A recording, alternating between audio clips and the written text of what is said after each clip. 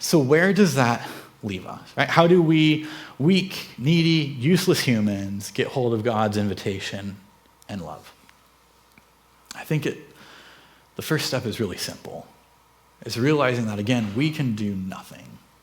We can't force God to love us. We can't trick him to love us. We can't bribe him to love us either. All we can do then is just to trust him. Right? That we trust what God says is true and that what Jesus has done is real. We trust by getting our eyes off ourselves, which tell us to doubt his love because we are nothing and have nothing. And instead, we need to look to Jesus. Because in Jesus, we see the love of God on full, extravagant, outrageous display. So immerse yourself in the Gospels. Pore over Jesus' conversations and his teachings. Consider what he has done and has promised to do for us. And in doing so, discover the depths of God's love. And while that love may look stupid and pathetic to a world whose highest value is being tolerated and ignored, whose love is desire without substance, whose goal is distraction, and whose promise is escape. When we finally recognize the God who is love and the birth, life, and death of Jesus, when we see the depths to which he'll go to save the weak, the needy, and the useless, we encounter something more real and powerful than this world can offer any of us.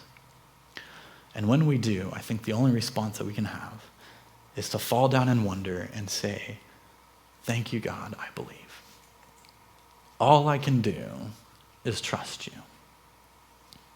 We do not deserve your love. We cannot earn your love. I am weak, needy, and useless, and yet you love me more than I could ever understand because that is just who you are. All I can do is trust that your love is more real and powerful than the confusion that our culture leads us to think." To go back to the beginning, why should Nova be loved? Well, this world cannot promise it. Ironically, I think the universe can, because it was made from the overflow of God's love. That Nova was made to be loved, is meant to be loved, is wholly loved by the God who is love. And he who is love will never change.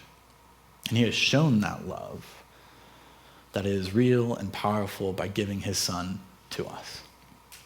God's invitation is ready, it's available now, today, through Jesus. And I hope that one day Nova discovers that.